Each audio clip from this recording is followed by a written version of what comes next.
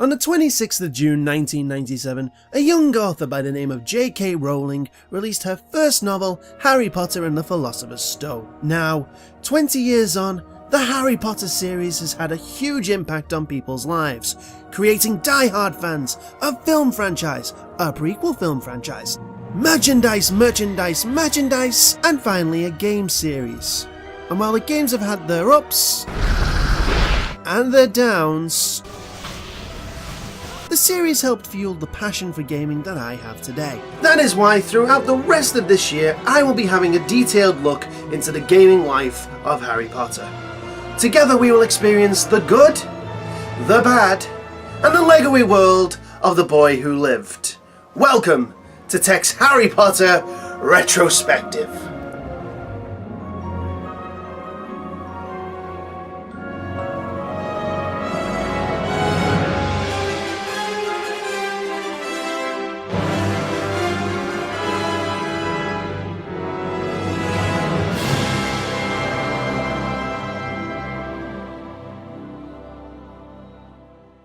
In November 2001, Harry Potter made his theatrical debut. To go alongside the movie, EA Games, back when they wanted you to challenge everything, and before we figured out that they really wanted you to give us your money, released Harry Potter on every platform known to man. Each game had a different playstyle, and the story events took place in different ways, so that each experience was new and exciting, meaning they could sell you the same game multiple times and get away with it. EA Games, give us your money! And where better to start off than the game that I started off with. And that is The Philosopher's Stone on PS1. The game starts off with an opening of a book, and we get a see a look into the uneventful moments leading up to Harry's first day at Hogwarts, in an abridged form with somewhat amazing narration. It's all here in your head, and Slytherin will help you on your way to greatness. No? Well, if you're sure, better be Gryffindor! Next we cut to the Great Hall, where we meet low-polygon Albus Dumbledore. And if you guys were ever wondering where Nintendo got their Yeti designs for Twilight Princess, look no further. The game is pretty much a puzzle platforming adventure, with the focus leaning more towards puzzles than that of platforming. Controls are like Legend of Zelda. There's no jump button, so Harry jumps whenever you run off a ledge, and you have a lock-on feature. To move the camera you use L2 and R2 respectively, as although you can use analog controls to move Harry, the same can't be said for the camera, and this does take some getting used to, but that is probably more of being so used to analog controls and going back to a game that didn't really have them. The Weasley twins, Fred and George, fill the role of the collect X amount of this item side quest characters other games have that no one ever wants, but screw you, it's in anyway. The concept's simple enough. You collect the beans, you get the password. You get the password, you go find the portrait. You find the portrait, you give the password, the portrait praises you, and you get your reward.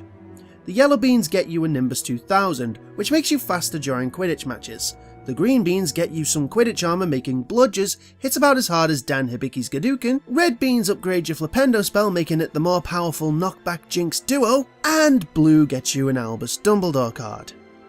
The card Ron had 6 of. The card Harry got during his train ride to Hogwarts. And the card Neville Longbottom gives Harry for plot advancement.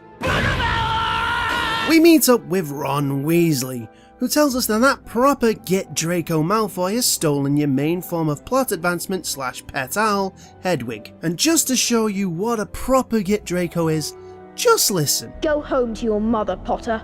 Oh, sorry, you don't have one, do you? Like, I know Harry Potter and Draco Malfoy are sworn enemies throughout most of the series, but in this game they've literally just met. There is no reason for Draco to be a douche. The only reason Draco is even a douche in the first place is because Harry snubs his friend request. In this game, he's just a douche. Anyway, this part is mainly used as a tutorial, where we get our first spell, the Knockback Jinx Flipendo, which I mentioned before. This acts as both your main attack and your main puzzle solving tool. Meanwhile, a bad guy in a hood, you know he's the bad guy because the music becomes sinister whenever you see him, plus, lime green, watches you from afar. We meet up with a child version of Ken Dodd who's looking for his pet toad Trevor. So you rescue Hedwig, have an awkward conversation with Doddy, have Hedwig bring you a broomstick, and now it's time for flying lessons. And is it a big pile of wank sauce. So, the aim is to fly through all the hoops before the time runs out. Unfortunately, the flight controls are not very good. That is a polite way of saying they are complete ass. To fly, you hold X. To stop, you let go of X. You need to let go of X to make sharper turns, but letting go of X makes you drop like a stone, so you drop very quickly, and it's really annoying. With each tier, the turns get sharper and the hoops get smaller, and there's also this one lonely bean that you have to grab for the twins. And the last run, you need to be perfect. Any miss and you won't have enough time to complete it, meaning you won't get full house points for Gryffindor. But luckily there's no real big impact outside of that, because you still get house points, but I don't really understand why developers think that copying Superman 64 is even an option. I mean, it feels like these guys tried to prove that they could do Superman 64 better than Superman 64. And it's true, it's not as bad as Superman 64. But that does not mean it's great! Flying aside, let's talk about the spells. We already know of Flipendo, but there are 4 other spells you obtain throughout the game, each spell aiding in your puzzle solving needs. We have Wingardium Leviosa used to levitate blocks. Incendio used to burn plants and is quite possibly the most annoying one of the lot to pull off. Verdimillious, a big flash of light that makes platforms appear for a short amount of time, and Aberforce, the most niche spell of all, turning statues that are weighing down misplaced floating tables into little birds that no longer weigh down those misplaced floating tables. In order to learn these spells, you have to go to the lessons. These take place throughout your journey in the game. Getting to the lesson is a race against the clock. Beat the clock, congratulations, you get to do the lesson. Fail to beat the clock, congratulations, you still get to do the lesson. But you lost Gryffindor precious house points, you specky little Learning the spell is as simple as a game of Simon Says. Because it is a game of Simon Says. The minigame isn't too hard, but there is a bit of latency, meaning you can actually mess it up once or twice. After your first lesson, Hedwig brings over another piece of plot advancement, this time in the form of a letter from Hagrid. So as you go to make your way out of the castle, that proper Get Draco Malfoy blocks you off, leading to your first boss fight. Like most things in this game, the boss fights are pretty simple. This one entails Draco throwing wizard crackers at you and you have to throw them back. After 75%, he'll go into phase 2 in which he'll pull out the super wizard crackers, and Crab or Goyle, whichever one it is, will come to his aid. And about 50% the other Crab or Goyle will join in, making this phase 3, and I've just realised that I'm explaining this boss fight like I would an MMO raid boss, meaning I have played way too much Final Fantasy XIV. So they do this only to fail, cause you're Harry freaking Potter, and you will not be bested by Slytherins. After you beat Draco and make your way out of the castle, we go to the hourglasses to see how the house points are being collected. Now this happens every time you finish an act. Now finally, we get to see our good friend and beloved character... Sweet Jesus! Oh Hagrid, what have they done to you? He looks like someone's toddler painted a boiled egg to look like Hagrid, then smashed the crap out of the very same egg. Now I know I'm giving the game a bit of a hard time for their character models, and to be honest, for the time, their character models were really good and they looked like the actors they were supposed to be portraying. Except Hagrid, who looks like an egg. So after Sprout's lesson, you go to Hagrid's hut. Turns out he wants you to get some fire seeds. Remember this. Once again, the evil stranger is there, but this time he wants to actually try and kill you. But he does it in a Saturday morning cartoon villain style and gets a pig Goyle, that's right, a pig that is a gargoyle, to do the deed for you. But you are Harry frickin' Potter, so that doesn't work. So you get the seeds, Norbert is born, and Ron shows you the Quidditch pitch. Known to be decorated with the 4 houses of Hogwarts, we have Slytherin, Ravenclaw, Slytherin, and Ravenclaw. Damn it, EA, you had one job and 4 colours! So luckily Quidditch is better than the flying lesson.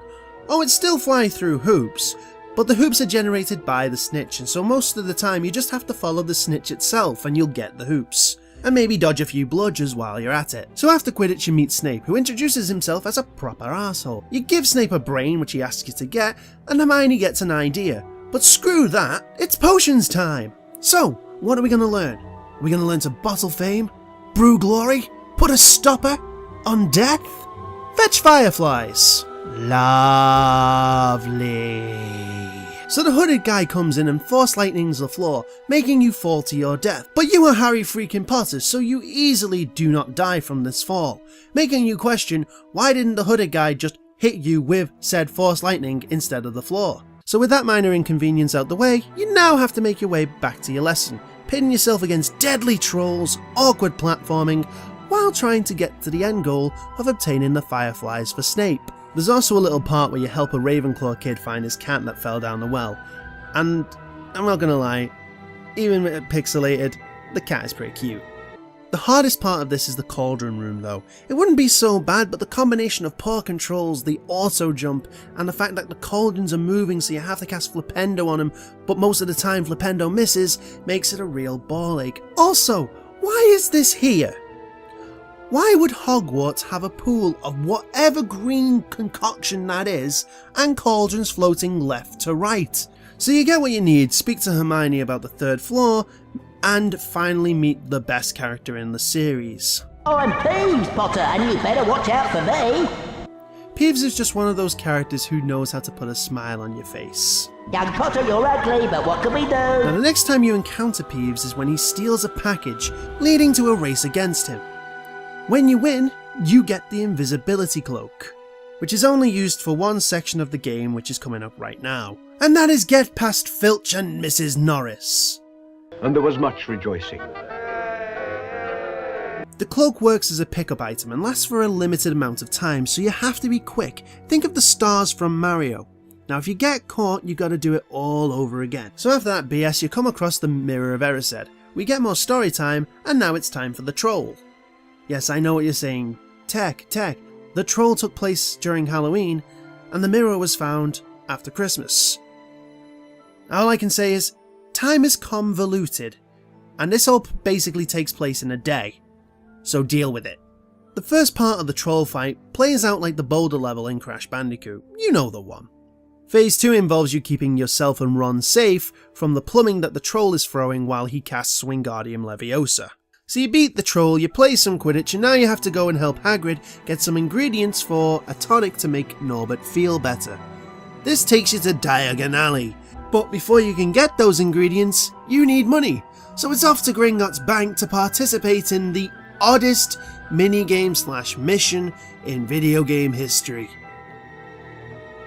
Okay, so in order to withdraw money, you need to get paperwork, and I am not joking. This game actually makes you go and collect paperwork to withdraw money.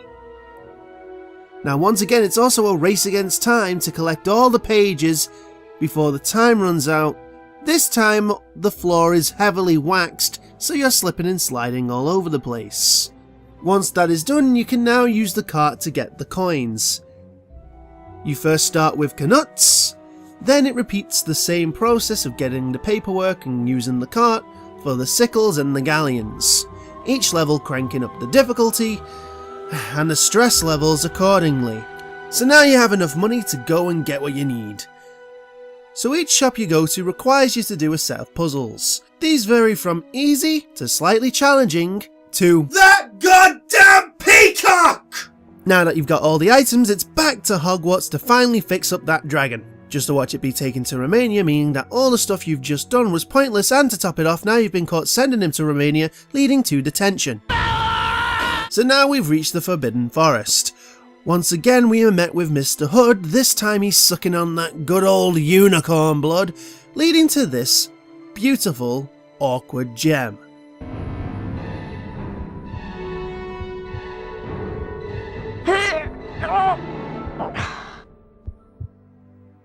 So you get saved, and now it's time for the third and final act. Off to get the Philosopher's Stone. The third floor challenges do what all games should do. It takes everything you've learned so far and tests you on it. Fluffy's flute controls, say that 10 times fast, somewhat mimics the Simon Says mechanics from your lessons.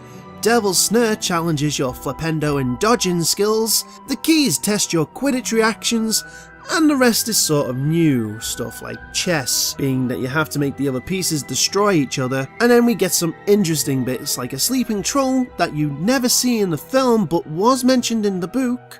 But unlucky for you, where it stays asleep in the book, it wakes up. So this part is actually simple to beat. You just use Wingardium Leviosa to move the junk on the floor out of the creature's way, and then watch it fall to its death.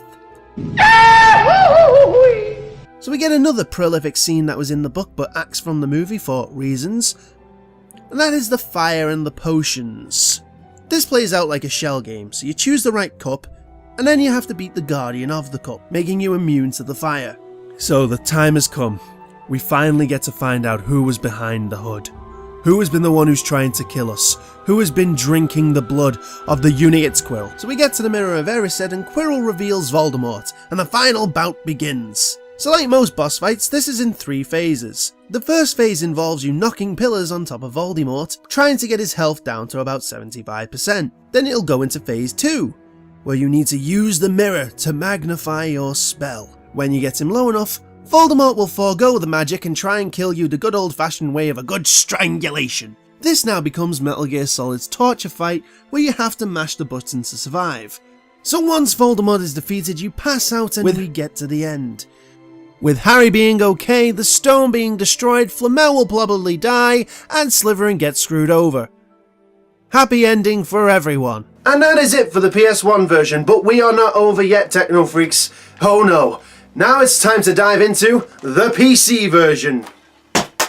The PC version could be stated as the PS1 version with slightly better graphics and a few story moments played out a bit differently. But the biggest changes are the mechanics. As it's a keyboard and mouse, there are little to no minigames. Spells are only activated when you point it at a respective symbol. And now you have a jump button. But, if you want, you can set it to auto jump to get that PS1 feel. Fred and George still want you to collect Bertie Bott's every flavour beans, but this time there's no real reward, outside of wizard cards and an extra ending if you get enough beans. The voice acting is a bit more lively too. I particularly liked Draco's voice a lot better in this version than in the PS1 version. He just sounds so over the top, it's brilliant. Let's go, boys! But why does Hermione sound like a character from EastEnders? Follow me. Lessons play out a bit differently as well. In this version, to learn the spell, you have to trace its symbol with your mouse. The higher the percentage, the more passes you get. The more passes you get, the more house points you get. But also there's one weird thing about this. Hermione gives you house points. I'm not joking. Hermione teaches you Alohomora and takes it upon herself as a first-year student to give you house points. I would say that's cheating. Lessons also have the challenges. These are dungeons you have to complete while getting challenge stars along the way. Just to add it in, Hagrid's Fire Seed mission plays out the same way, where the seeds act as the stars. Each spell you game is incorporated into the challenges so that you really feel by the end of the game you're a true freaking wizard. Flying and Quidditch are a lot better too, as the mouse gives you a more precise turn. The broom is always moving, and you can accelerate and slow down, making things a bit more fun, to be honest, compared to the PS1 version. However, one of the big glaring issues in this version is definitely the bugs and the glitches. None of them are too hindering for the most part, but it is really awkward to have the music just cut out every so often and have certain character models and items just not render properly.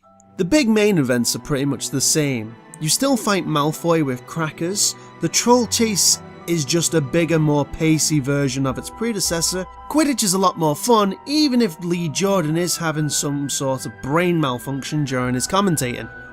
Sadly, there's no hooded figure trying to kill you in this, so we only get Quirrell in the final act. Speaking of the final act, the third floor corridor is also one of those similar but different events.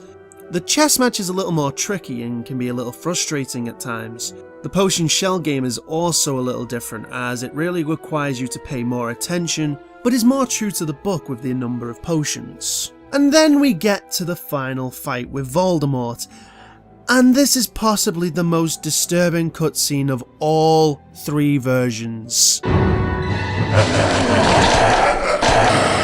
Why would they add this? This is horrifying! Once again, the boss plays similar but different. You shoot the pillars and use the mirror, only this time you have to have the mirror face Voldemort so he can cast his spells and reflect them back at himself, doing the damage. Last but not least, the PS2 version. So this game is actually a remake released in 2003 using the Chamber of Secrets game engine, so I can't really talk too much about the mechanics and the controls because I want to save that for the Chamber of Secrets itself.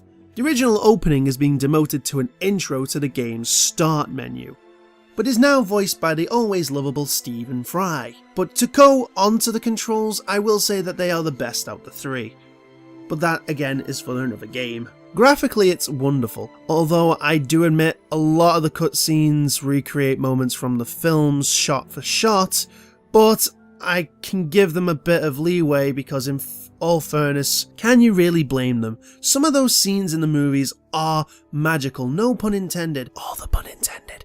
So we get to start off in Diagon Alley, actually buying our wand, where we get to learn the controls and see how everything works. This is a great tutorial, albeit just an excuse to copy the movies. And trust me, when I say they copy the movie, they copy the movie. There are also new spells like the wonderful Spongify. Potions class is just an excuse to have Snape ask questions Harry doesn't know and mock him accordingly for not knowing them. And you have to go out and about and find the ingredients before the next Savage session. In some more comparisons, the troll fight is completely different. For starters, there's no more chase phase, and now you just cast Spongify on the pedestals and lure the troll to attack you, as you bounce to safety. Although this game has a day and night cycle, the pace of the story feels so rushed, and some plot events take place way out of sync. For example, you have your first Quidditch match against Slytherin, then the next moment you're finding the unicorn and going after the stone. Speaking of which, the fluffy fight has been axed completely in order to have another movie cutscene. The Devil's Snare acts like a big venomous tentacular fight. The key is still Quidditch, chess is a confusing ball ache, and the Troll and Potions test was removed because movie. But now we get to Quirrell once more, and Jesus H. Jiminy, this is frustratingly hard. So you have to cast Lumos on a harder, faster version of an enemy you encounter in the game, while Quirrell hides behind a protective field, only coming out when those enemies aren't doing a job, giving you a chance to cast Flipendo on him. Only these dogs are relentless, and if one gets behind you, he's going to knock you on your ass. Also, if you die and weren't prepared, you will be stuck with half a life bar to do the whole thing, leading you to do two things. 1. Reload a previous save, or if you ballsed up your save, turn the game off and come back to it 14 years later to do a retrospective, only get into the exact same scenario, but this time you actually have the right save and you prepared well, so it's okay. Once you beat Quirrell, now it's time to take on Voldemort. And this is sort of a take on the PC version. You've got to use the mirror to reflect the spell back at him, while dodging flying pillar debris from his Wingardium Leviosa. This time the mirror gives you the reflecting power though. However, it's a little bit tricky because aiming it's not all that great, and if you hold onto the spell for too long it can blow up in your face. But once you finally end Voldemort, more movie, more movie, more movie! And that is it for the PS2 version. Now the real question is, which of the games do I like the most? I know the PC version is the same game but better graphics, and I know the PS2 version is probably the better game overall. But the bugs in the PC version and the fact that the PS2 version constantly guts the gameplay in order to add movie cutscenes just means I can't enjoy it as much. And to be fair, the PlayStation version gave me that taste of being in Harry's shoes for the first time, and it may be nostalgia taking over, but in fairness it's still a good game. I went back to it, and despite the annoyances, I enjoyed it the most. Well, that is it for part 1 of the Harry Potter retrospective. Tune in next time where we hop into our flying Ford Anglias and relearn some Parseltongue as we dive into the depths of the Chamber of Secrets. Until then, I've been Techno Odin, you guys take care, and I'll see you around.